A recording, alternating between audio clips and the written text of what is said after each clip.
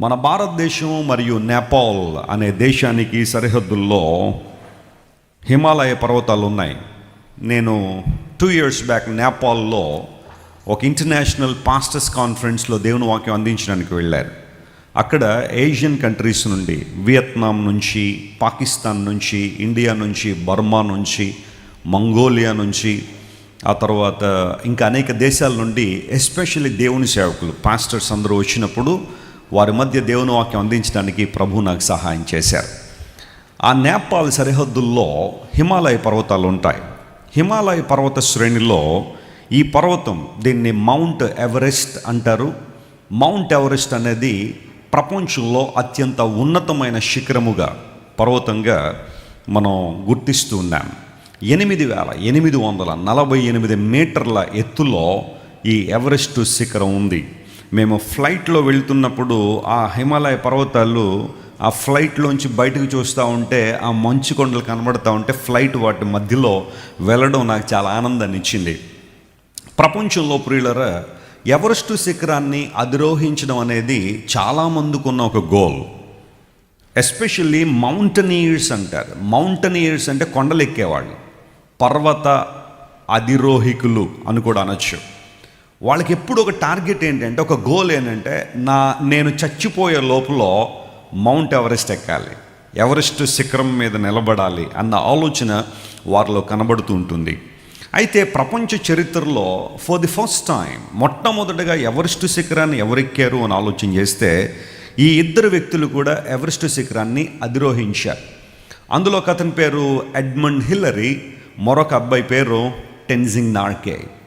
Edmund Hillary New Zealand అనే దేశానికి చెందినవాడు. టెన్జింగ్ నార్గే నేపాల్కి చెందిన ఒక వ్యక్తి. వాళ్ళిద్దరూ కూడా చాలా ప్రయాసపడి, కష్టపడి ఎవరెస్ట్ శిఖరం మీదకి వెళ్ళారు. అంతకుముందు చాలా అటెంప్ట్స్ చేశారు. ఎవరెస్ట్ శిఖరం ఎక్కడానికి అంతకుముందు చాలా ప్రయత్నాలు చేశారు. కానీ పైదాకా వెళ్ళడం, మరలా ఏదో ఇబ్బంది రావడం, మరలా క్రిందకు వచ్చేసాడు.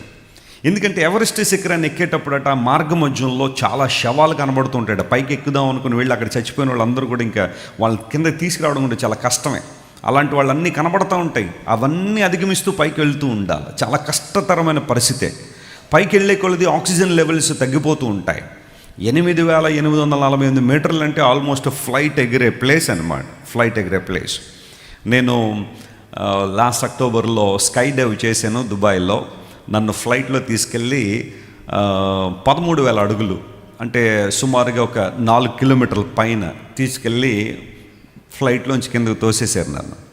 అక్కడ కాసేపు ఆ ఎయిర్లో ఎగురుతూ ఉంటే ఒక బర్డ్ ఎలా ఎగురుతుంటుందో ఆ ఫీల్ అనమాట. అక్కడ వాయుపీడనం చాలా ఎక్కువ ఉంటుంది కాబట్టి ఎవరైనా సరే అక్కడ స్కై డైవ్ చేయగలరు.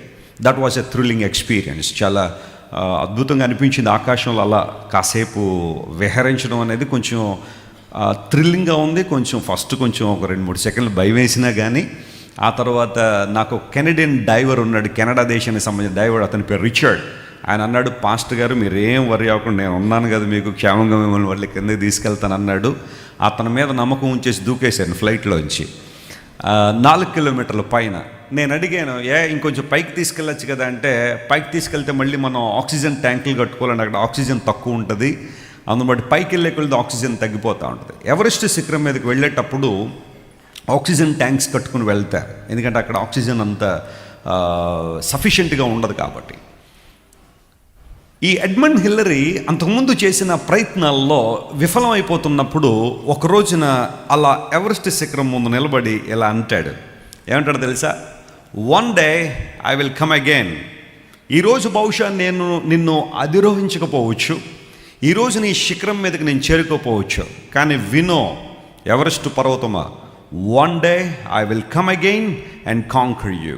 As a mountain you cannot grow, but as a human I can grow అని ఒక మాట చెప్పి వచ్చేస్తాడు. ప్రపంచంలో అనేక మందికి ఈనాటికి కూడా స్ఫూర్తినిచ్చే ఒక స్టేట్మెంట్ ఇది. As a mountain you cannot go, but as a human I can grow. Definitely I'll come back and conquer you. ఒక రోజు నీ దగ్గరికి వచ్చి ఖచ్చితంగా నిన్ను అధిరోహిస్తాను. కారణం అంటే తెలుసా? ఒక పర్వతంగా నువ్వు ఎదగలేవు, కానీ ఒక మనిషిగా నేను ఎదగగలను. ఒక నూతన తీర్మానంతో నేను వస్తానని ఎడ్మండ్ హిల్లరీ స్టేట్మెంట్ చేసిన తర్వాత, it was a remarkable day in the history of man kind, May 29 and 1953. Edmund Hillary and Tenzing Norgay వీళ్ళిద్దరూ కూడా ఎవరెస్ట్ పర్వతాన్ని అధిరోహించారు. అయితే విచిత్రం ఏంటంటే, ద ఫస్ట్ మ్యాన్, ఎవరెస్ట్ని అధిరోహించిన మొట్టమొదటి వ్యక్తి అంటే యూజువల్గా మనం టెన్జింగ్ నార్గేని చెబుతూ ఉంటాం. వాస్తవానికి అతడు నేపాల్ దేశానికి చెందినవాడు. అయితే ఫ్యాక్ట్ ఏంటంటే ఇద్దరు వెళ్ళారు. కాకపోతే అక్కడ పైకి వెళ్ళిన తర్వాత ఇంకా ఆక్సిజన్ అయిపోతుంది, ఇంకా ఎక్కువసేపు ఉండలేరు అక్కడ. వితిన్ సెకండ్స్లో మాత్రమే అక్కడికి వెళ్ళి జెండా పాతేసి కిందకు వచ్చేసేయాలి. ఆ సందర్భంలో ఎడ్మండ్ హిల్లరీ టెన్జింగ్ నార్గేకి ఫోటో తీస్తుంది. అదే మొట్టమొదటి ఫోటోగా ఆ ఎవరెస్ట్ శిఖరాన్ని.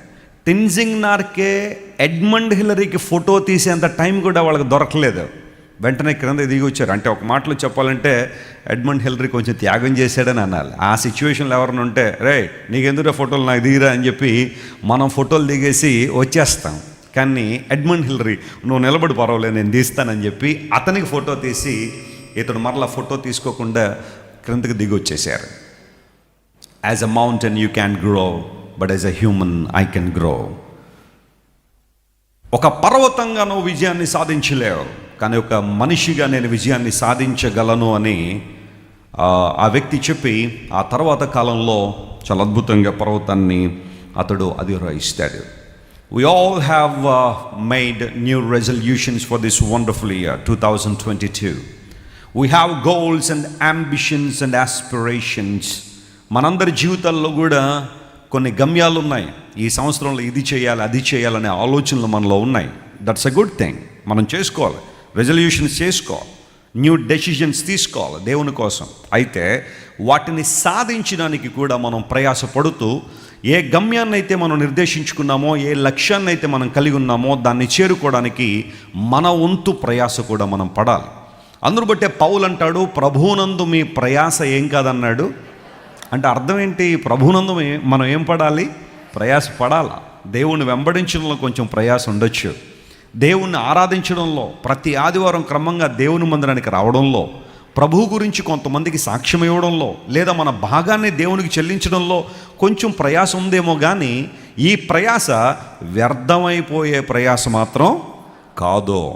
ఈ ప్రయాస దేవుని కొరకు నువ్వు పడుతున్న ప్రయాస, the labour that you are having in Christ Jesus will not go in vain. అది ఎప్పుడు కూడా వృధా అయిపోయేది కాదు. దేవుని కొరకు మనం ప్రయాసపడాలి, దేవుని చిత్తానుసారంగా మనం జీవించాలి. లూకా సువార్త 19వ అధ్యాయం. ఈరోజు దేవుని వాక్యాంశం నిమిత్తము the gospel according to Luke chapter 19 and verse 28. లూకా సువార్త 19వ అధ్యాయం 28వ వచనాన్ని చదువుకుందాం. యేసు ఈ మాటలు చెప్పి యెరూషలేమునకు వెళ్ళవలెనని ముందు సాగిపోయెను. అందరూ స్తోత్రం చెప్పండి ఒకసారి, హల్లెలూయా. ఈ మాట నాతో అందరూ రిపీట్ చేయండి. దేవుని వాక్యాన్ని వింటున్నవారు, ఆన్లైన్లో ఉన్నవాళ్ళు కూడా ఈ మాటలు నాతో చెప్పండి. యేసు ఈ మాటలు చెప్పి యెరూషలేమునకు వెళ్ళవలెనని సాగిపోయెను. ఎలా సాగిపోయారంటే ముందు సాగి వెళ్ళెను అనే మాట బైబిల్లో మనం చూస్తున్నాం. Jesus moved on and he went on అనే మాట ఇంగ్లీష్ ట్రాన్స్లేషన్లో మనం చూస్తాం, హీ మూవ్డ్ ఆన్. యేసు ప్రభువు వారి లోకంలో ఉన్నప్పుడు మనందరికీ అన్ని విషయాల్లో యేసయ్య మాదిరి ఉంచారు. He set a great example for all of us. ఏ విషయంలో కావాలంటే ఆ విషయంలో యేసయ్య దగ్గర మనకు మాదిరి ఉంది. ప్రతి విషయంలో దేవుడు మనకు మాదిరి ఉంచాడు. అయితే ఈ రోజున యెరూషలేమునకు వెళ్ళవలెనని యేసుక్రీస్తు ప్రభు సాగిపోయెను అనే మాట బైబిల్లో మనం చూసాం. ఈ మొదటి ఆదివారం 2022వ సంవత్సరంలో ద ఫస్ట్ సండే మనందరం దేవుని పాద సన్నిధిలో ఉన్నాం. దేవుడు మనతో ఏం మాట్లాడబోతున్నాడంటే, మనందరం కూడా సాగిపోయే క్రైస్తవులుగా ఉండాలి, కానీ ఆగిపోయే క్రైస్తవులుగా ఉండడానికి వీల్లేదు. చాలామంది ఆగిపోయారేమో లోకపు అనుభవాల దగ్గర, దేవునికి అవిధేయమైన స్థలాల దగ్గర, దేవునికి ఇష్టం కాని ప్రాంతాల దగ్గర చాలామంది ఆధ్యాత్మిక ప్రయాణం ఆగిపోయిందేమో. దేవుని బిడ్డ, నువ్వు సాగిపోవాలని దేవుడు కోరుతాడు. నువ్వు ఆగిపోవాలని దేవుని ఉద్దేశం కాదు. ఆయన నిన్ను చేసిందే నువ్వు ముందుకు సాగిపోవాలని. ఎప్పుడు కూడా ఫ్లో అనేది చాలా ఇంపార్టెంట్. ఒక మురుగు కాలువకును ఒక జీవ నదికి తేడా ఏంటంటే రెండిట్లోనూ ఉండేది నీళ్లే, కానీ ఒక దానిలో నిలవ ఉన్న నీళ్లు ఉంటాయి, మరొక దానిలో ప్రవహించే నీళ్లు ఉంటాయి. ఒక మురుగు కాలువ ఎందుకు భయంకరమైన దుర్వాసన వస్తుంది, అనేకమైన దోమలకు కానీ లేకపోతే క్రిమి కీటకాలకు నిలయంగా ఆ కాలువ ఎందుకు మారిపోద్దంటే దానిలో ప్రవాహం లేదు. ఒక జీవనది, ఒక నదిని మీరు తీసుకున్న, ఒక ఫ్లోయింగ్ రివర్ మీరు తీసుకున్నప్పుడు దానిలో చాలా చేపలు బ్రతుకుతాయి, చాలా జీవులు బ్రతుకుతూ ఉంటాయి లోపల. ఎందుకోసం అంటే అది ఫ్లో అవుతుంది కాబట్టి, ఫ్లోయింగ్ వాటర్. క్రైస్తవ జీవితం కూడా ఇట్స్ ఎ ఫ్లో. ఇది కూడా ఒక ప్రయాణమే. మన దేహంలో రక్తం ఉంది. ఇక్కడ రక్తం లేని వాళ్ళు ఎవరైనా ఉన్నారా? రక్తం లేని వాళ్ళు ఎవరు ఉండరు. డాక్టర్ దగ్గరికి వెళ్ళినప్పుడు రక్తం తగ్గిందమ్మా అంటాడు, కానీ అసలు రక్తం లేదమ్మా అని ఎవరిని అనరు కదా. ఎంతో కొంత హిమోగ్లోబిన్ % మన దేహంలో ఉంటుంది. పురుషులకైతే 15%, స్త్రీలకైతే అట్లీస్ట్ ఒక 12% అన్న ఆ హిమోగ్లోబిన్ ఉండాలి. అందుకోసం ఒకవేళ రక్తం తగ్గిందనుకోండి, డాక్టర్లు రకరకాల ప్రయత్నాలు చేయమని చెబుతూ ఉంటారు రక్తము పెంచుకోవడానికి. బ్లడ్ మన బాడీలో ఏమవుతూ ఉండాలి? ఫ్లో అయిపోతుండాలి. ఎక్కడైనా బ్లడ్ ఆగిపోయింది అనుకోండి, లైఫ్ కూడా ఏమైపోద్ది?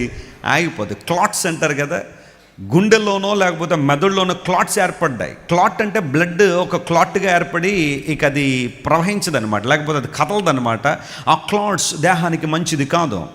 Blood flows. ఎలక్ట్రిసిటీ అంటే ఏంటో తెలుసా? The flow of electrons. Electrons flow అయితేనే దాన్ని ఎలక్ట్రిసిటీ అంటారు. అందును బట్టి కరెంటును ఎవ్వరూ కూడా నిల్వ చేయలేము. ఈ విషయం తెలుసు కదా. కరెంటును వాడేసుకోవాలే తప్ప ఎవరు దాన్ని ఏం చేయలేరు, నిల్వలు చేయలేరు. 3 సంవత్సరాలకి కొంచెం కరెంటు మేము నిల్వ చేసి పెట్టామండి, ఇక్కడ ఉంటుందండి, కావాల్సినప్పుడు తీసుకోండి అంటే అనుకుండదు. ప్రొడ్యూస్ అయిన కరెంటు వాడబడాలి, అది ఫ్లో అవుతూ ఉండాలి. అందును బట్టి ఎక్కడో ఒక చోట ఒక టర్బైన్ పెట్టి వాటర్ ఫ్లో దానిలో తీసుకొచ్చిన తర్వాత ఆ టర్బైన్ నుంచి ఉత్పత్తి అయిన కరెంటును వైర్లు కట్టేసి ఎంత దూరమైనా పంపించేస్తారు, కానీ ఎక్కడో కూడా ఇదిగో ఇక్కడ నిల్వ చేస్తున్నామండి అని కరెంటుని ఎవరు నిల్వ చేయలేరు. ఎందుకు ఈ మాట చెబుతున్నాడు? The flow of electrons, nobody can stop it. ఏ ఒక్కరు దాన్ని ఆపలేరు. క్రైస్తవ జీవితం కూడా ముందుకు సాగిపోయేది, కానీ అక్కడక్కడ ఆగిపోయే జీవితం అయితే కాదు. యేసు ప్రభు మనకు మాదిరి ఉంచారు. యెరూషలేముకు వెళ్ళవలెనని యేసు ప్రభు సాగిపోయెను అనే మాట లేఖనాల్లో రాయబడింది. మీరు ఇంటికి వెళ్ళిన తర్వాత హెబ్రీలకు రాసిన పత్రిక 6వ అధ్యాయం 2వ వచనం చదివితే అందులో అపోస్తలుడైన పౌలు ఒక మాట అంటాడు, సంపూర్ణుల మగుటకు సాగిపోదుము అనే మాట అక్కడ రాసుకుంటూ వచ్చాడు. సంపూర్ణుల మగుటకు సాగిపోదాం. పెంచితే ఈ పెంచబు, ఇవి పెంచు, అవద్దు, రివర్బ్ వచ్చేస్తుంది. సంపూర్ణుల మగుటకు సాగిపోదుము అనే మాట దైవజనుడైన పౌలు అక్కడ రాశాడు. క్రైస్తవ జీవితం అనేది ఒక్కొక్క రోజు మనం మెట్టు ఎక్కుతూ ఉన్నప్పుడు, దేవుని చిత్తానుసారంగా జీవిస్తున్నప్పుడు మన ప్రయాణం అట సంపూర్ణతలోనికి ఏమవ్వాలట? సాగిపోవాలి. అంటే ఏ ఒక్కరూ కూడా సంపూర్ణులమైతే కాదు. నేను ఈ రోజున జాన్ వెస్లీ సంపూర్ణుణ్ణి అని నేను ఎప్పుడు అనలేను. ఎందుకోసం అంటే నేను ఎంత ప్రభువులో ఎదుగుతున్నా ఇంకా ఎదగడానికి అవకాశాలు ఉన్నాయి. హల్లెలూయా. నేను ఎంత ప్రభు గురించి తెలుసుకున్నా ఇంకా తెలుసుకోవడానికి ప్రభువులో చాలా ఉంది. కాబట్టి క్రైస్తవ జీవితం అనేది తప్పులను సరిదిద్దుకుంటూ, మన యొక్క ఫ్లాస్ని సరిదిద్దుకుంటూ, దేవుని చిత్తానుసారంగా ఒక్కొక్క అడుగు పర్ఫెక్షన్ దిశగా సాగిపోవడమే. అందును బట్టే పౌలు అంటాడు, వీఆర్ ఎయిమింగ్ ఫర్ పర్ఫెక్షన్. మనందరం సంపూర్ణం ఒకడానికి సాగిపోదాం. మూలోపదేశాలను మాని సంపూర్ణతలోనికి ఎదుగుదాం, ఒక్కొక్క మెట్టు ఎదుగుదామని అపోస్తలుడైన పౌలు అక్కడ ఒక మాట రాసుకుంటూ వచ్చాడు. ఈరోజు మనందరం కూడా సాగిపోవాలని దేవుడు ఆశిస్తున్నాడు. క్రైస్తవ జీవితం ముందు కొనసాగే జీవితం. ఎన్ని ఇబ్బందులు వచ్చినా, ఎన్ని శ్రమలు దేవుని కోసం ఎదుర్కోవాల్సి వచ్చినా, ఎన్ని ప్రతికూల వాతావరణాలు మన చుట్టూ ఉన్నా, క్రైస్తవుడు ఆగిపోయేవాడు కాదు, సాగిపోయేవాడే. నమ్మిన వారు స్తోత్రం చెప్పండి. Hallelujah. We have to move on, we have to go forward. మనందరూ కూడా ముందుకు సాగిపోవాలని లేఖనాలు సెలవిస్తూ ఉన్నాయి. ఒక దైవజనుడు ఇలా అంటాడు, ఆ మాటను ఒక్కసారి మీరు చూడండి. ప్రపంచ ప్రఖ్యాతిగాంచిన దైవజనులు చాలామంది దేవుని చిత్తానుసారంగా జీవించిన వారు భూమి మీద ఉన్నారు. ఆయా సందర్భాల్లో వారు దేవునితో గడిపే ఆ సమయంలో వారు చక్కని స్టేట్మెంట్లు చేసుకుంటూ వచ్చారు. డాక్టర్ పీటర్ అనే ఒక దైవజనుడు ఇలా అంటాడు. ఆయన అనే మాట ఎంత బాగుంటుందంటే, moving forward is one of the most important decisions that we make in life, because It allows us to grow, learn new lessons, and have more energy and enjoying more peace and overcome all our adversities. మన జీవితాల్లో మనం ఎదుర్కొనే ప్రతి విధమైన పరిస్థితులను జయించాలి అంటే మన ముందున్న ఏకైక మార్గం మన ముందుకు సాగిపోవాలి, మూవింగ్ ఫార్వర్డ్. అవి మనకు నూతన శక్తిని ఇస్తుంది. ఆ తర్వాత దేవుని నుండి శాంతి సమాధానం మనం అనుభవించగలుగుతున్నాం. మన జీవితాల్లో ఎదుర్కొనే ప్రతి ప్రతికూలతల్ని కూడా జయించడానికి మనం ముందుకే సాగిపోతూ ఉండాలని లేఖనాలు సెలవిస్తున్నాయి. అదేవిధంగా దైవజనులు చాలామంది సెలవిచ్చే మాట అదే. అపోస్తలుడైన పౌలు ఒకనొక సందర్భంలో ఆర్మర్ ఆఫ్ గాడ్ అనే అంశాన్ని గురించి మాట్లాడుతున్నాడు. సర్వాంగ కవచాన్ని గురించి బైబిల్లో రాయబడినప్పుడు సర్వాంగ కవచంలో అన్ని ప్రాముఖ్యమైన విషయాలు మెన్షన్ చేయబడ్డాయి. కానీ ఒక సైనికునికి వెనుక వైపున అంటే వీపు తట్టున ఏ విధమైన కవచం ఉన్నట్టుగా అక్కడ మనం చూడాలి. సర్వాంగ కవచంలో వెనుక తట్టున ఏమీ ప్రొటెక్షన్ ఉన్నట్టు మనకు కనబడదు. అంటే దేవుడు మనకు నేర్పించాలన్న పాఠం ఏంటంటే నువ్వు అసలు వెనక తిరగడానికి వీలే లేదు, ముందుకే సాగిపోవాలి కానీ వెనక్కు తిరగడానికి అవకాశం లేదు. ఎందుకంటే వెనక్కు తిరిగితే శత్రువు నీ మీద దాడి చేసే అవకాశాలు ఉన్నాయి. జస్ట్ మూవ్ ఫార్వర్డ్, ముందుకే సాగిపోవాలా అన్న ఆలోచన మనందరం కూడా కలిగి ఉండాలి. యేసు ప్రభు ఆ విషయంలో మనకు చక్కని మాదిరి ఉంచి మనందరూ కూడా సాగిపోయే వారంగా ఉండాలని దేవుడు ఆశిస్తున్నాడు. నేను ఈ రోజున ప్రియులారా బైబిల్లో ఒక 3 వ్యక్తులు మీ ముందుకు తీసుకురావాలని కోరుతున్నాను. వారు తమ జీవితాల్లో ముందుకు సాగిపోయారట. ఎందుకు సాగిపోయారు, ఏమి సాధించారు, అలా సాగిపోవడం వల్ల వారి జీవితంలో జరిగే కార్యాలు ఏంటో ఒక 3 వ్యక్తులు మీ ముందుకు తీసుకొచ్చి ఈరోజు నా వాక్యాన్ని ముగింపులో తీసుకొస్తాను. ఆదికాండం 32వ అధ్యాయం దగ్గరికి వస్తే ఒక వ్యక్తి సాగిపోయాడని లేఖనాల్లో రాయబడింది. జెనసిస్ చాప్టర్ 32 and verse 31 చదువుదాం. అతడు పెనూయేలు నుండి సాగిపోయినప్పుడు సూర్యోదయమాయెను. అప్పుడు అతడు తొడకుంటుచు నడిచెను. అందుచేత ఎవరా వ్యక్తి? ఎస్, ఆదికాండం 32వ అధ్యాయంలో యాకోబు జీవితంలో జరిగిన ఒక అనిర్వచనీయమైన సంఘటన మనం చూస్తాం.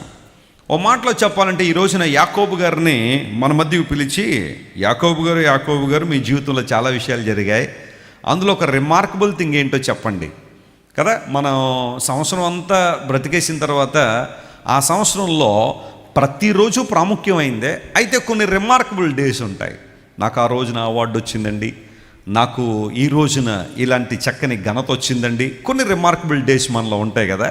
యాకోబు గారిని పిలిచి అయ్యా మీ జీవితంలో జరిగిన ఒక శ్రేష్టమైన సంఘటన గురించి మాకు వివరణ ఇవ్వండి అంటే యాకోబు ఏమంటాడు తెలుసా?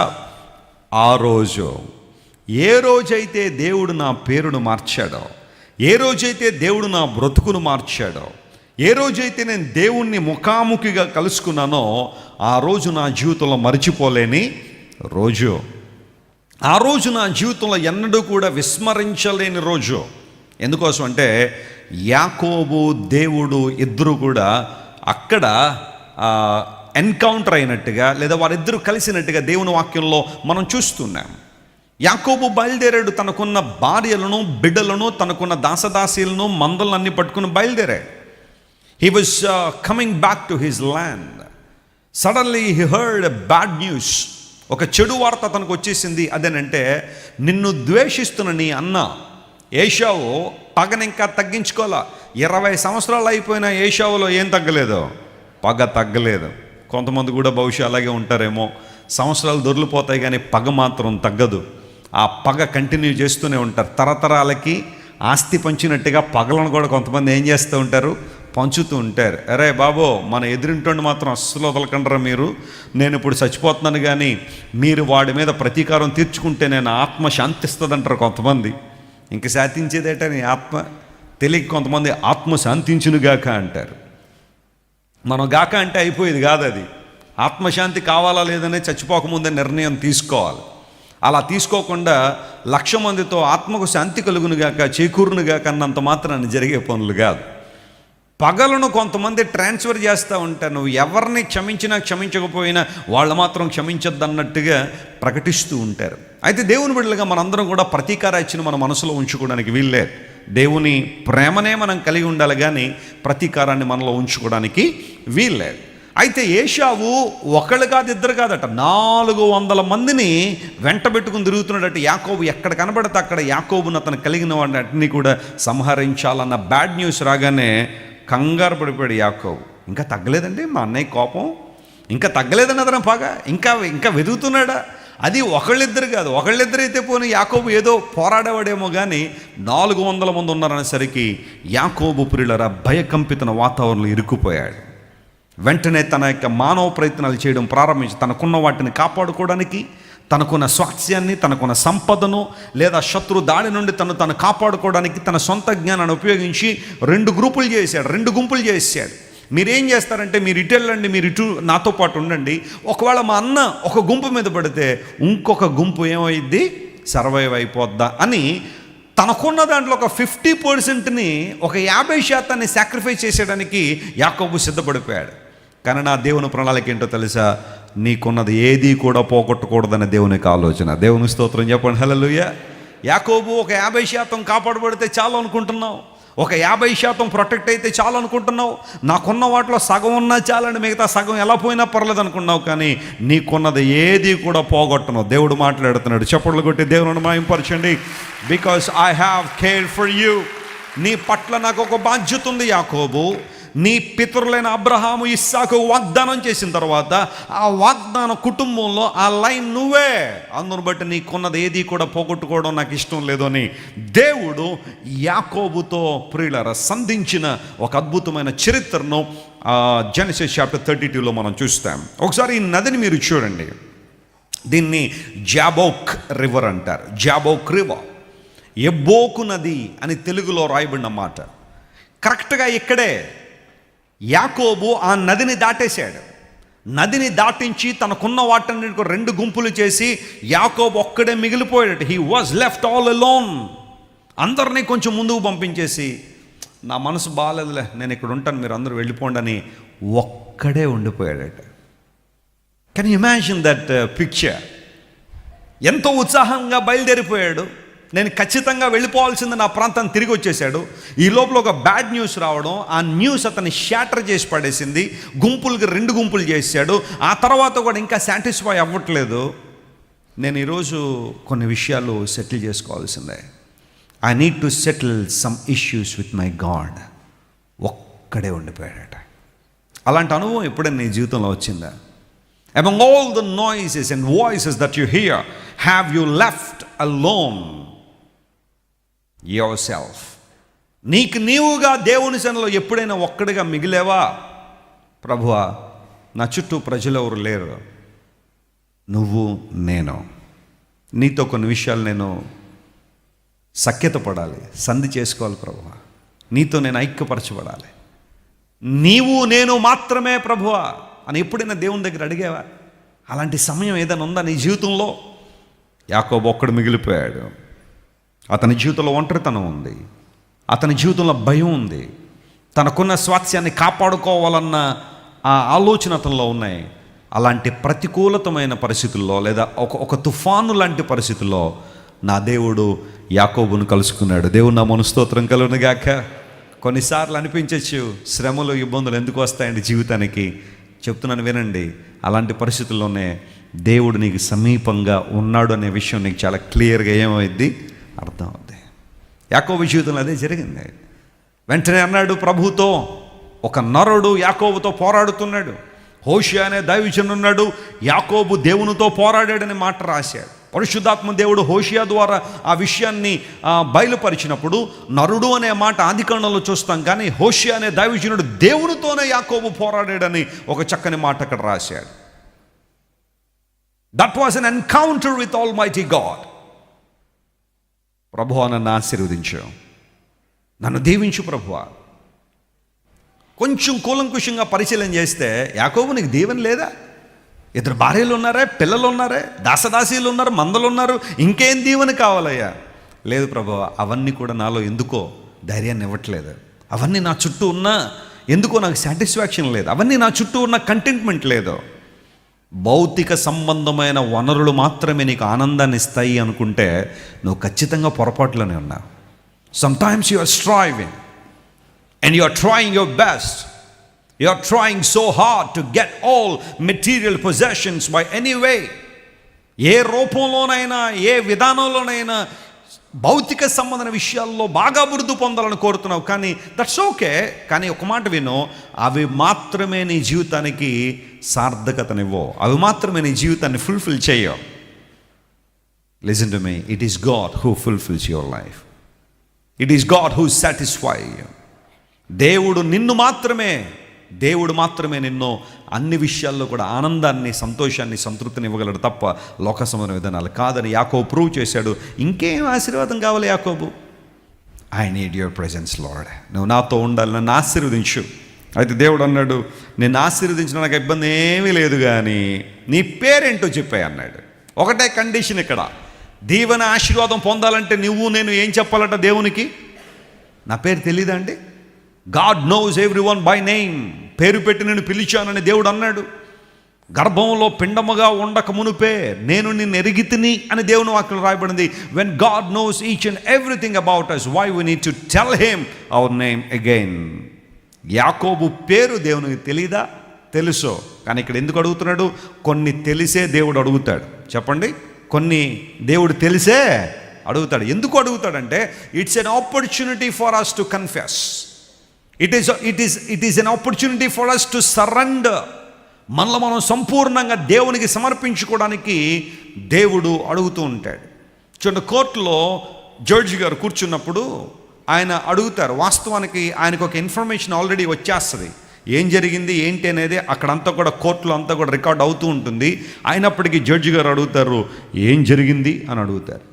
మనం మీకు తెలియదా అండి అని అడగకూడదు, అక్కడ చెప్పాలా, ఏం జరిగిందో చెప్పాలా. ఎందుకు అంటారంటే అది నీ నోటితో వినాలని జడ్జి గారు ఆశిస్తున్నారు. ఎందుకంటే నీ గురించి 10 మంది మాట్లాడచ్చు, కానీ నీ గురించి నువ్వేం చెప్తావు అనేది కూడా పరిశీలన చేస్తారు. అందును బట్టి కోర్టులో ఆ వ్యక్తికి అవకాశాన్ని ఇస్తారు, నీ స్టేట్మెంట్ రికార్డ్ చేస్తూ ఉంటారు. అందును బట్టి ఆ స్టేట్మెంట్ చాలా పవర్ఫుల్గా ఉంటుంది. ఎవరైనా చనిపోయినప్పుడు లేదా చనిపోతున్నప్పుడు మరణ వాంగ్మూలం అంటారు కదా, చచ్చిపోయేటప్పుడు వారు మాట్లాడే మాటలు ఉంటాయి కదా, అవి రికార్డ్ చేస్తారు. ఆ స్టేట్మెంట్ చాలా పవర్ఫుల్. అది ఎవరు ఆల్టర్ చేయడానికి ఉండదు ఇక, దాన్ని ఏ ఒక్కరు కూడా మార్చడానికి ఉండదు. ఆ మరణ వాంగ్మూలం వాళ్ళు ఏం చెప్పారు అది రికార్డ్ చేస్తారు. అక్కడ ఏం జరిగిందో అందరికీ తెలుసు, కానీ వారు ఏం చెబుతారు, ఆ పర్సన్, ఆ వ్యక్తి ఏం చెప్తాడని గమనిస్తారు. దేవునికి తెలుసు యాకోబు పేరు, యాకోబు స్థితి తెలుసు. అతడు ఒంటరితనంలో ఉన్నాడని, భయపడుతున్నాడని, మానసికంగా కృంగిపోయాడని, తనకున్న స్వాస్థ్యాన్ని కాపాడుకోవడంలో విశ్వ ప్రయత్నాలు చేస్తున్నాడని. God new everything about Jacob, but still he was asking a question, what is your name? నీ పేరేంటో చెప్పు. బహుశా అప్పుడు అడుగుంటాడు, నా పేరు అడుగుతున్నాడంటే ఇప్పుడు యాకోబు అని చెప్పాలా, ఏశావు అని చెప్పాలా? ఎందుకోసం అంటే ఇదే ప్రశ్న ఒకసారి తండ్రి అడిగాడు. బాబు కళ్ళు కనపడతలేదు నాయనా, ఎవరినైనా నువ్వు అంటే, నేను డాడీ నీ పెద్ద కొడుకునే ఏశావుని. ఇస్సాకు గారు మంద దృష్టి కలిగి ఉన్నాడట. కొంచెం వయసు పైబడినప్పుడు కొంతమంది కళ్ళు ఏమవుతుంటే చెప్పండి, కనబడకపోవచ్చు, కళ్ళు కనబడవు. వయసు పైబడుతున్నాడు, 90 సంవత్సరాలు ఉన్న ఒక ఆమెకట్ట అలాగే మెల్లగా చూపు తగ్గిపోయిందట. పిల్లలు చాలా ప్రయత్నాలు చేస్తారు, మా అమ్మకు మళ్ళీ చూపు కావాలంటే ఆమందట, బాబు 90 సంవత్సరాలు ఈ కన్నులు అన్నీ చూశాయి, ఇక ప్రయత్నాలు వద్దులేనాయన, నన్ను ఇలా ఉండేవండి అందట. కొన్నిసార్లు వయసు పైబడే కొలది చూపు తగ్గిపోద్ది. ఇస్సాకు గారికి కూడా మంద దృష్టి వచ్చేసింది, చూడలేకపోతున్నాడు. తడిమి చూస్తేనేమో ఎలా ఉన్నాడు, ఏశావులా ఉన్నాడు. స్వరము చూస్తే ఎలా ఉంది, యాకోబు ఉంది. పాపం యాకోబు గారికి ఆ టైంలో మిమిక్రీ రాలేదేమో కదా. ఈ లోపల మిమిక్రీ చేసేవాళ్ళు ఉంటారు కొంతమంది, ఆ మిమిక్రీలు కరెక్ట్గా చేసేస్తూ ఉంటారు. ఆ వ్యక్తిని చక్కగా ఇమిటేట్ చేసేది, ఆ స్వరం కూడా, మాడ్యులేషన్, ఇంటోనేషన్ అన్నీ కూడా చాలా క్లియర్గా మాట్లాడేస్తూ ఉంటారు. కళ్ళు మూసుకుని ఉంటే ఆ వ్యక్తే మాట్లాడుతున్నాడేమో అనిపిస్తూ ఉంది. మేము ఇజ్రాయెల్ వెళ్ళినప్పుడు ఒక బ్రదర్ మాతో పాటు వచ్చారు టూర్లో. ఆయన మన స్టేట్లో దేవుని సేవకులు అందరూ ఇమిటేట్ చేస్తున్నాడు. ఆయన పాస్టర్ గారులు అందరూ కూడా వాళ్ళు ఎలా మాట్లాడతారు ఏంటనేది. నన్నైతే చేయలేదు అనుకోండి, ఎందుకంటే వెస్లీ గారు మీరు ఉన్నారు చేయలేండి అన్నాడు ఆయన. మిగతా వాళ్ళందరినీ చేస్తే నేను చెబుతున్నాను ప్రియులారా, కళ్ళు మూసుకుని వింటే వాళ్ళే మాట్లాడుతున్నారు అన్నంతగా, అంత క్లియర్గా. మరి ఎంత సాధన చేశాడో, ఎంత విన్నాడో వాళ్ళకి తెలియదు, కానీ యాజ్ టీజ్గా కొంతమంది గురించి అతను మాట్లాడుతుంటే బస్సు అంతా ఊగిపోయింది. ఎందుకంటే అంత అంత చక్కగా మాట్లాడుతుంటే అందరూ నవ్వుతూ ఉన్నారు. ఇక కొంతమందిని గురించి మాట్లాడుతున్నారు. మిమిక్రీ చేసే పాపం ఆ పరిస్థితి ఆ టైంలో యాకోబు లేదు, కూర్చుంటే అది కూడా చేస్తుండేవాడు. అందును బట్టి యాకోబు అన్నాడు, బాబు నేను తడిమి చూస్తుంటే ఏశావులాగే ఉన్నావు, నీ చేతుల నిండా రోమములు ఉన్నాయి కాబట్టి ఏశావులు అనుకున్నా, కానీ స్వరం మాత్రం యాకోబులో ఉందంటే స్వరం ఏదైతే ఉందో ముందు దీవించని అక్కడ తండ్రి దగ్గర అబద్ధం ఆడేశాడు. కానీ ఇక్కడ పరమ తండ్రి దగ్గర అబద్ధం ఆడితే కుదరదు. మనుషులను మోసం చేయించేమో, తల్లిదండ్రిని మోసం చేయించేమో, బంధువులు మోసం చేయొచ్చు, నీ చుట్టుపక్కల ఉన్నవాడు మోసం చేయొచ్చేమో, కానీ అన్నీ తెలిసి నీ దేవుని మోసం చేయగలవా? అన్ని సమయాల్లో నన్ను మోసం చేయగలవా? చేయలే. యాకోబుకి అర్థమైపోయింది. వెంటనే దేవుని సన్నిధిలో తన యొక్క పేరును ఒప్పుకున్నాడు. దేవుడు యాకోబు పేరును ఎలా మార్చాడు? ఇశ్రాయేలు. అతని జీవితంలో ఒక ట్రాన్స్ఫర్మేషన్, ఒక మార్పు.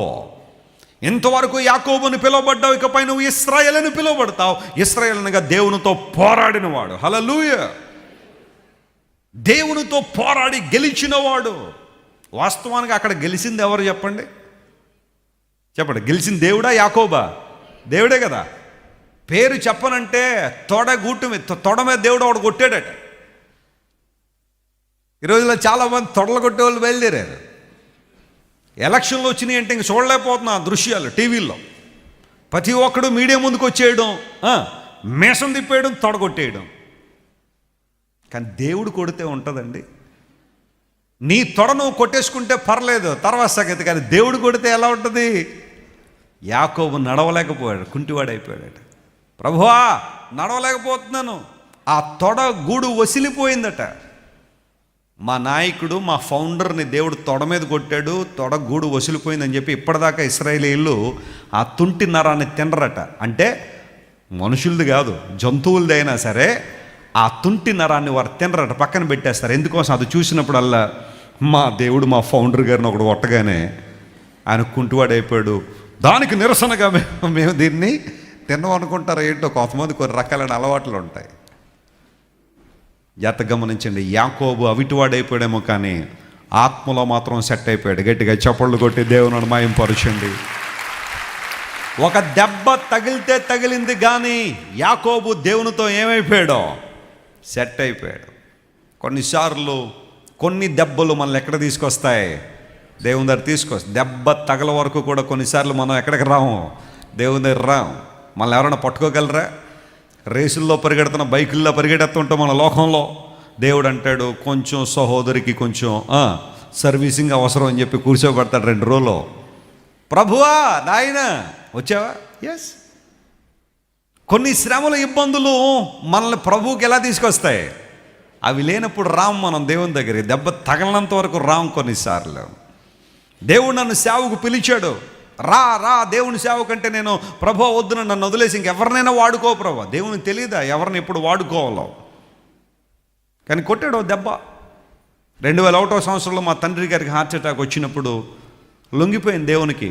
I surrendered my life to my God. ప్రభు ఇంకొద్దు, నేను తట్టుకోలేను, వచ్చేస్తాను, నీ సేవకు వస్తా, నీ పరిచర్య చేస్తా. నాకు తెలుసు అది భారం అని, నాకు తెలుసు అది కష్టం అని, నీ సేవ చేయడం కొంచెం ఇబ్బంది అని నాకు తెలుసు. బట్ స్టిల్ నీ సేవలో ముందు కొనసాగుతాను ప్రభువా. దేవుని సేవలో పరిపూర్ణమైన ఆనందము ఉంది. కొన్నిసార్లు దేవుని సేవలో ఏముంటాయి? కష్టాలు, ఇబ్బందులు కూడా ఉంటాయి. ఇది రోజా పూల బల్ల అయితే ఏం కాదు, బెడ్ ఆఫ్ రోజెస్ అయితే కాదు. దేవుని సేవ,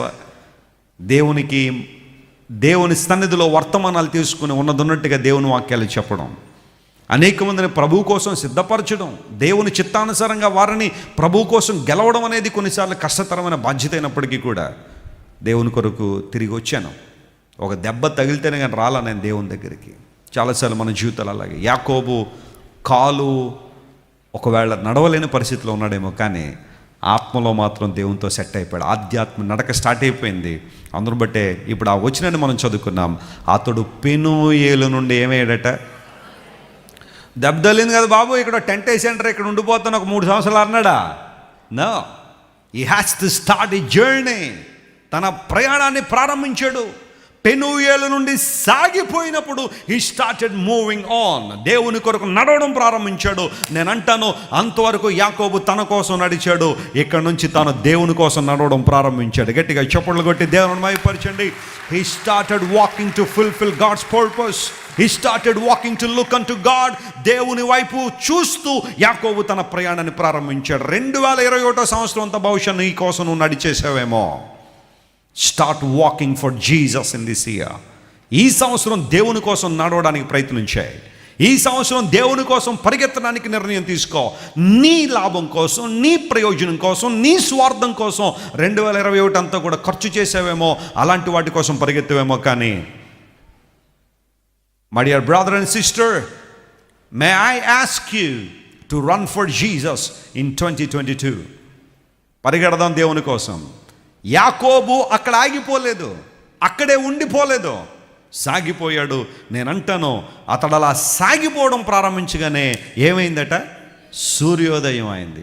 అంటే అది ఏదో ఒక యథాలాపంగా రాయబడిన మాట నేను అనుకోవట్లేదు, కానీ అంత స్పెసిఫిక్గా ఆ మాట ఎందుకు రాశాడు? సూర్యోదయాన్ని కూడా రాసేయాలా బైబిల్లో? రోజు జరిగే పనే కదా అది. కానీ ఎందుకు అంత స్పెసిఫిక్గా మెన్షన్ చేశారంటే, అది భౌతిక సంబంధమైన సూర్యోదయం కాదు. భౌతికంగా మన జీవితాల్లో ప్రతిరోజు చూసే సూర్యాస్తమయం, సూర్యోదయం కాదు. It was a spiritual sunrise. సూర్యోదయం ఏమైంది? అతని జీవితంలో వెలుగు వచ్చింది. మునుపెండనోడు లేనంత ధైర్యం వచ్చింది. కూడగట్టుకున్నాడు ధైర్యాన్ని. నా దేవుడు నాతో పాటు ఉన్నాడు, నాతో కలిసి రాత్రంతా నన్ను బలపరిచిన దేవుడు, నా పేరు మార్చిన దేవుడు, నన్ను ఆశీర్వదిస్తున్న వాగ్దానం చేసిన దేవుడు నాతో ఉన్నాడు. I need to move on. ముందుకే సాగిపోతున్న నిర్ణయం తీసుకున్నాడు. వెళ్ళాడు. 400 మందిని వేసి తిరుగుతున్న అన్న దగ్గరికి వచ్చి కౌగులించుకున్నాడు. దేవుని నామమున స్తోత్రం కలుగును గాక. దేవుని కార్యాలు జరగడం ప్రారంభించాయి. ఆమేన్. చంపేద్దాం యాకోబుని తిరుగుతున్న అన్న యాకోబుని చూడగానే, తమ్ముడా రా అని చెప్పి దగ్గర పిలిచి కౌగులించుకున్నాడట. యాకోబు అనుకున్నాడు, ఏంటి change? What a great transformation it is. ఏంటో తెలుసా? నీ ఉద్దేశం మారింది, అక్కడ నీ ఆలోచన మారింది. దేవుని వాక్యంలో రాయబడింది, నీవు నా శత్రువులు ఎదుట నీవు నాకేం సిద్ధపరుస్తావు? నీ దేవుడు అలాంటి సమర్థుడు కాదా? నీ దేవుడు అలాంటి అద్భుతాలు చేయలేడా? యాకోబు జీవితం పెనుయేలు. ఆ ప్లేస్ ఒకసారి వేయినా, పెనుయేలు ఆ ప్లేస్ ఒకసారి మీరు చూడండి. ఇవన్నీ ఎందుకు చూపిస్తున్నానంటే, బైబిల్ హిస్టరీ అంతా కూడా వాస్తవం అని చెప్పడానికి. This is Penuel. ఎబ్బోకురేవు, పెనుయేలు, మహనీయము, ఈ పదాలన్నీ కూడా ఇక్కడే, ఈ ప్రాంతానికి సంబంధించినవే. ఎగ్జాక్ట్ ఈ లొకేషన్లోనే దేవుడు యాకోబును ఆనాడు దర్శించి ఈనాటికి మనందరికీ స్ఫూర్తిగా యాకోబును దేవుడు నిలబెట్టాడు. నీ జీవితంలో ప్రభు చేసే కార్యాలు ఎంత ఉన్నతంగా ఉంటాయో తెలుసా? యాకోబు సాగిపోయాడు దేవుని కోసం, దేవుని చిత్తాన్ని నెరవేర్చడం కోసం, ఉన్నతమైన ఆశీర్వాదాల కోసం యాకోబు ప్రయాణాన్ని మొదలుపెట్టాడు. రెండో వ్యక్తి దగ్గరికి వద్దాం. చూడండి, మరొక వ్యక్తిని మీకు పరిచయం చేస్తాను. ఎవరు సాగిపోయాడో ఆ వ్యక్తిని మీకు జ్ఞాపకం చేయాలని కోరుతున్నాను. న్యాయాధిపతుల గ్రంథం దగ్గరికి రండి. ఈసారి న్యాయాధిపతుల గ్రంథం 11వ అధ్యాయం 32వ వచనాన్ని చదవండి ఒకసారి. Judges chapter 11 and verse 32. చదవండి. నేను అప్పుడు యెఫ్తా అమ్మోనీయులతో యుద్ధము చేయుటకు వారి యొద్దకు సాగిపోయినప్పుడు ఏమయ్యాడట? యెఫ్తా ఆగిపోయాడా? సాగిపోయాడా? ఎస్, ఆ మాట అండర్లైన్ చేసుకోండి. అమ్మోనీయులతో యుద్ధము చేయుటకు యెఫ్తా సాగిపోయినప్పుడు యెహోవా అతని చేతికి వారిని అప్పగించెను. దేవుడు అతని చేతికి వారిని ఏం చేశాడట? అప్పగించెను. ఆగిపోయి ఉంటే అప్పగించేవాడా? అందరూ చెప్పండి. ఆగిపోయిన జీవితం గనక యెఫ్తాలో ఉండుంటే అమ్మోనీయుల మీద విజయం సాధించాడా? సాధించలేదు. అమ్మోనీయుల మీద యెఫ్తా ఎప్పుడు విజయం సాధించాడంటే, సాగిపోయినప్పుడు దేవుడు అతని చేతికి అమ్మోనీయుల్ని ఏం చేశాడు? అప్పగించాడు. యెఫ్తా ఒక న్యాయాధిపతిగా ఇశ్రాయేలు ప్రజలను ఏలుబడి చేశాడు. న్యాయాధిపతుల కాలం బైబిల్లో 400 సంవత్సరాలు, 400 years ఇశ్రాయేలు ప్రజలు న్యాయాధిపతుల క్రింద ఉన్నారు. న్యాయాధిపతులు వారిని శత్రువులు వచ్చినప్పుడు కాపాడడానికి లేదా వారిని నడిపించడానికి, కొన్ని రిమార్కబుల్ డెసిషన్స్ తీసుకోవడానికి వీలుగా 400 సంవత్సరాల చరిత్ర బైబిల్లో న్యాయాధిపతుల గ్రంథంలో మనం చూస్తాం. అందులో యెఫ్తా పరాక్రమం గలవాడని బైబిల్లో రాయబడింది. అయితే అతని బ్యాక్గ్రౌండ్ కొంచెం సరైంది కాదు, బ్యాక్గ్రౌండ్ అంత బాగాలేదు. యెఫ్తా ఒక వేశ్య కుమారుడు అని బైబిల్లో ఉంది. He was a son of a harlot, he was a son of a prostitute. వేశ్య కుమారుడు అని బైబిల్లో అతని గురించి రాయబడింది. మరి అలాంటి వ్యక్తిని దేవుడు ఎందుకు ఎన్నుకున్నాడు? అలాంటి వ్యక్తి దేవుడు తన కార్యాల కోసం ఎందుకు ఎన్నుకున్నాడు? తరచుగా మనం వింటున్న ఒక మాట జాగ్రత్త వినండి. మన బ్యాక్గ్రౌండ్ ఎంత భయంకరమైనప్పటికీ కూడా క్రీస్తు ప్రభు దగ్గరికి రావడంతో దేవుడు ఒక నూతన ఆరంభాన్ని మనకి ఇస్తాడు. దేవుడు నామమున స్తోత్రం కలుగును గాక. ఒకవేళ నీ బ్యాక్గ్రౌండ్ కూడా ఇలాంటి పరిస్థితుల్లో ఉందేమో, నువ్వు విచారపడాల్సిన అవసరం లేదు. నీ తల్లో నీ తండ్రో దారి తప్పడం వలన, లేకపోతే అక్రమమైన జీవితం వలన బహుశా నీ జీవితంలో కొన్ని ప్రతికూల వాతావరణాలు జరిగాయేమో. Don't worry about all those things. వాటి గురించి నువ్వు విచారపడాల్సిన అవసరం లేదు. మా అమ్మ ఇలాగే, మా నాన్న ఇలాగే, మా బంధువులు ఇలాగే, మా స్నేహితులు ఇలాగే, నా గత జీవితం ఇలాంటిదని నువ్వు బాధపడాల్సిన అవసరం లేదు. When you come to God, నువ్వు దేవుని దగ్గరికి వచ్చినప్పుడు it's a matter between you and your God. ఇది నీకు నీ దేవునికి మధ్య ఉన్న అవినాభావ సంబంధం. ఇది నీ తండ్రి దారి తప్పిపోయాడు, నువ్వు దారి తప్పిపోవడానికి లేదు. నీ తల్లి దారి తప్పింది, నువ్వు కూడా దారి తప్పాలని ఎక్కడ లేదు. ఒకవేళ వాళ్ళు దేవునికి దగ్గరగా లేకపోయినా you can come close to God. నీ నుండి దేవుడు ఒక నూతన శకాన్ని నీ కుటుంబంలో ప్రారంభిస్తాడు. గట్టిగా చప్పట్లు కొట్టి దేవుని మహిమపరచండి. You will be the foundation.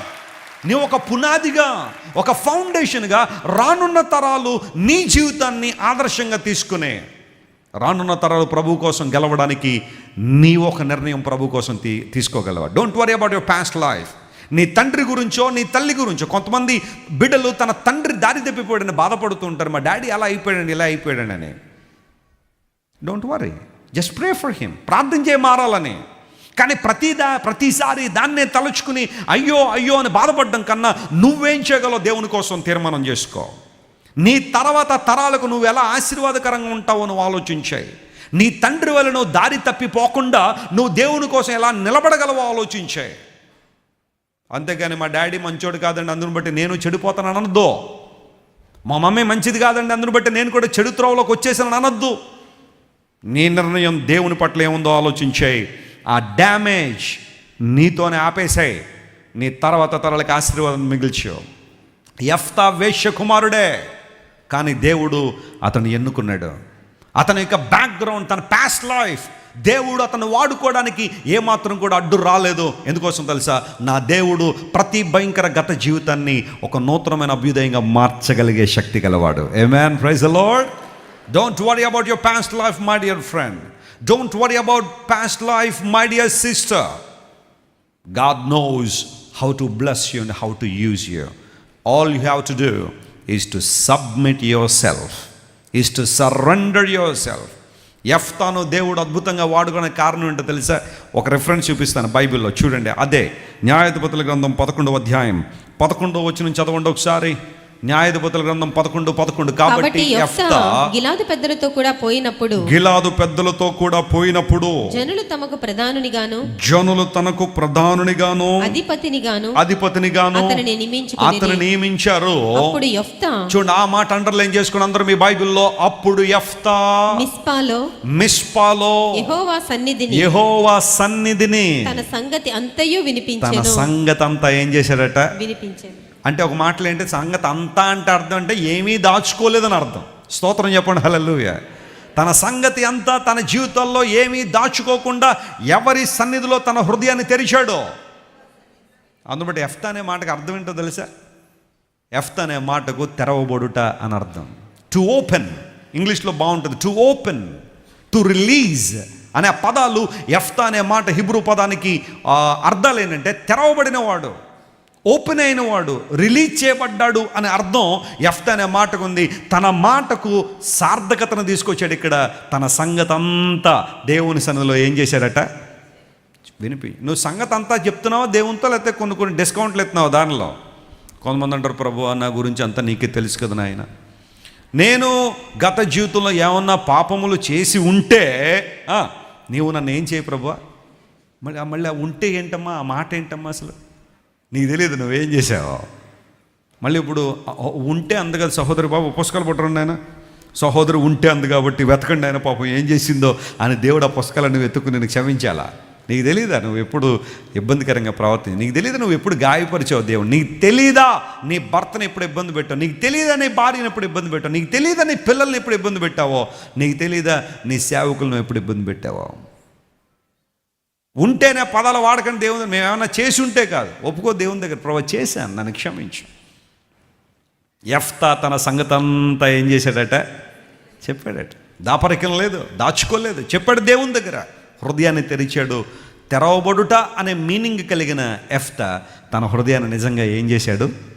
అందును బట్టే తన గత జీవితం ఎంత భయంకరమైందన్నప్పటికీ కూడా వీళ్ళందరూ, ఇశ్రాయేల్ వాళ్ళందరూ కూడా యెఫ్తాను కొంచెం హేళన చేయడం ప్రారంభించారు. వేషకుమారుడికి యెఫ్తా కొంచెం ఇబ్బంది అనిపించేసి, ఇంకా మీతో పాటు ఉండండిరా. వాస్తవానికి he was a mighty man of Waller. పరాక్రమం కలిగిన వాడే, యుద్ధ నేర్పరితనం కలిగిన వాడు, ఏదన్నా సాధించగలిగే అధికారం అతనికి ఉన్నప్పటికీ కూడా అందరూ కూడా అతను ఆపాసం చేసేసరికి ఆ ప్రక్కనే టోబు అనే దేశానికి వెళ్ళిపోయాడు. ఒకసారి ఆ మ్యాప్ మనం చూస్తే టోబు అనే దేశం చరిత్రలో ఎక్కడ కనబడతలేదు. ఆ ల్యాండ్ ఎక్కడ కనబడుతుంది అంటే సీ ఆఫ్ గ్యాలిలీ. ఆ పైన బ్లూ లైన్లో మీరు చూస్తున్నారు, సీ ఆఫ్ గ్యాలిలీ ఆ టిప్లో ఉంటుంది. అక్కడి నుంచి ఆ వైట్ లైన్ దగ్గర టోబ్ అనే ఆ మాట ఉంటుంది చూసారా, అక్కడికి వెళ్ళిపోయాడట యెఫ్తా. అక్కడికి వెళ్ళిపోయి అతను చుట్టూ కొంతమంది అల్లరి పిల్లల్ని లేదా అల్లరి యువజనాన్ని చుట్టూ వేసుకుని ఏదో గడిపేస్తున్నట్టు టైం. ఈ లోపల శత్రువులు, అమ్మోనీయులు, ఇశ్రాయేలు ప్రజలు ఇబ్బంది పడతా ఉంటే వీళ్ళందరూ కూడా యెఫ్తాను జ్ఞాపకం చేసుకున్నారు. అరే మనోడు ఉండుంటే బాగుండేదిరా, చక్కగా జయించేవాడని చెప్పి కబురు పెట్టగానే ముందు మొన్న తోసారు కదా, మళ్ళీ నా అవసరం వచ్చింది అన్నట్టుగా యెఫ్తా అనుకున్నప్పటికీ కూడా తిరిగి వచ్చి తన సంగతి అంతా యెహోవా సన్నిధిలో ఏం చేశాడట? ఇప్పుడు స్టార్ట్ అయింది యెఫ్తా జీవితంలో అద్భుతం. ఏంటో తెలుసా? అమ్మోనీయులు ఎప్పుడైతే ఇశ్రాయేలు మీదకి వచ్చి వారిని అణగదొరుకుతున్నారో, ఇబ్బంది పెడుతున్నారో, ఇప్పుడు యెఫ్తా ముందుకు సాగిపోయినప్పుడు, దేవుని నామమున స్తోత్రం కలుగును గాక, దేవునితో ప్రయాణం ఇది. It's a journey. It was a journey with God to conquer Ammonites. అమ్మోనీయులను జయించడానికి విజయోత్సవంతో ముందుకు సాగిపోతున్నాడు యెఫ్తా. నూతన బలంతో, నూతన అభిషేకంతో, నూతన శక్తితో. The journey with Jesus will give you power and strength in your life to conquer the enemy. శత్రువును జయించడానికి, అపవాదిని జయించడానికి, అపవిత్రాత్మ శక్తులు జయించడానికి కావలసిన బలము, శక్తి యేసయ్యతో ప్రయాణం, ప్రభు కొరకు సాగిపోయే అనుభవంలో మనం పొందుకోవచ్చు. దేవుని నామమున స్తోత్రం కలుగును గాక. అధిపతిగా నియమించారు, మంచి సింహాసనం వేశారు, మనకు కావాల్సినవన్నీ పెడుతున్నారు అని చెప్పి యెఫ్తా ఇంట్లో కూర్చోలా, సాగిపోయే అనుభవాన్ని కలిగి ఉన్నాడు. కాబట్టి యెఫ్తా అమ్మోనీయుల మీద ఏమి సాధించాడు? అమ్మోనీయుల గురించి తెలుసు కదా మీలో చాలామందికి. బైబిల్ మనం చదువుతున్నప్పుడు అమ్మోనీయులు, మోయాబీయులు వీళ్ళిద్దరూ కూడా బ్రదర్స్ కదా. లోతు భయంకరమైన పనులు అక్కడ జరిగాయి. అవన్నీ వివరించిన నా ఉద్దేశం. ఇంకా 2 జనాంగాలు వచ్చాయి భూమి మీదకి, అమ్మోనీయులు, మోయాబీయులు. వారు ఎప్పుడూ కూడా ఇశ్రాయేలు ప్రజలకి వ్యతిరేకంగానే ఉన్నారు. వారు ఎప్పుడూ పోరాటాన్ని జరుపుతూనే ఉన్నారు. అలాంటి సిచ్యువేషన్లో ఆ అమ్మోనీయుల మీద విజయం సాధించడానికి మనం ఎప్పుడైనా అవకాశం ఉంటే అమ్మోనైట్స్ గురించి ఒక బైబిల్ స్టడీ చెప్పుకోవచ్చు. వాళ్ళ ఆచారాలు, వాళ్ళ విధానాలన్నీ కూడా. అందులో ఒక భయంకర విధానం ఏంటో తెలుసా? అమ్మోనీయులు మొలెకు అనే ఒక దేవతను ఆరాధన చేస్తారు. మొలెక్. ఈ మొలెకు ఎలాంటిదంటే, ఆ కాలంలో ఒక ఇత్తడి విగ్రహాన్ని తయారు చేసి ఆ ఇత్తడి విగ్రహానికి 2 చేతులు పెట్టేవారు. ఆ 2 చేతుల్లో కూడా ఎంత భయంకర పనులు చేసేవారంటే, ఆ ఇత్తడి విగ్రహం కూర్చున్న లాంటి ఒక విగ్రహం ఉంటుంది, దాని క్రింద మంట పెట్టేవారు. ఎప్పుడైతే ఫైర్ అనేది క్రింద ఉందో ఆ ఇత్తడి విగ్రహం అంతా కూడా చాలా వేడికిపోయేదన్నమాట. అంటే ఒక పెనం మనం ఏ విధంగా పొయ్యి మీద పెట్టినప్పుడు అది అలా వేడికిపోతుంటుందో, అది కూడా అలా వేడెక్కిన తర్వాత ఈ అమ్మోనీయులు ఏం చేసేవారంటే, వారి చంటి పిల్లల్ని తీసుకొచ్చి, చిన్న పిల్లల్ని తీసుకొచ్చేసి ఆ ఎర్రగా కాలిన ఆ మొలెకు చేతిలో పిల్లల్ని పెట్టేసేవారు. Can you imagine the pain? ఆ పిల్లలు ఒక్క కేక వేసి, కెవ్వున కేక వేసి, ఆ ఒక పెనం మీద మనం ఎలా రొట్టె కాలుస్తుంటామో అలాగే ఆ పిల్లలు ఆ చేతుల్లోనే చచ్చిపోయేవారు.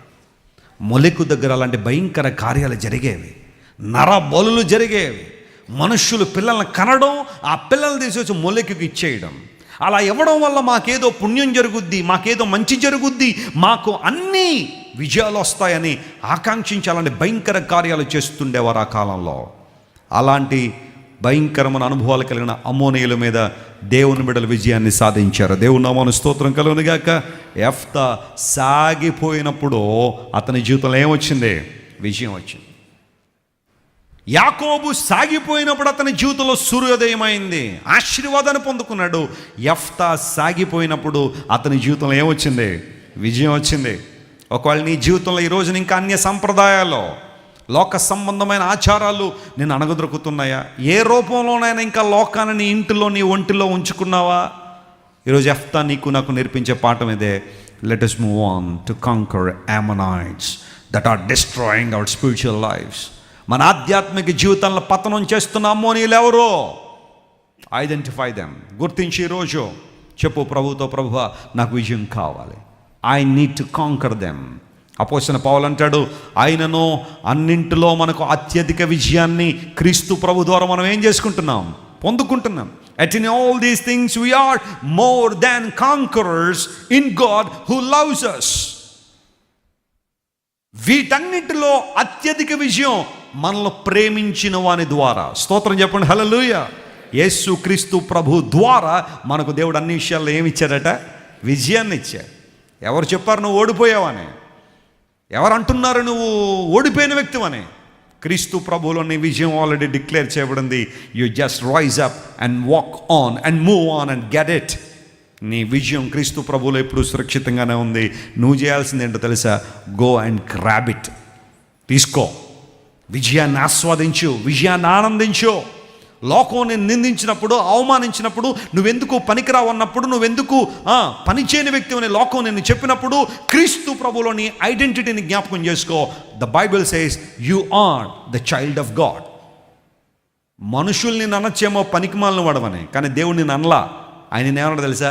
నువ్వు నా కూతురు అన్నాడు. దేవుడు నా మనస్తోత్రం కలిగిన గాక.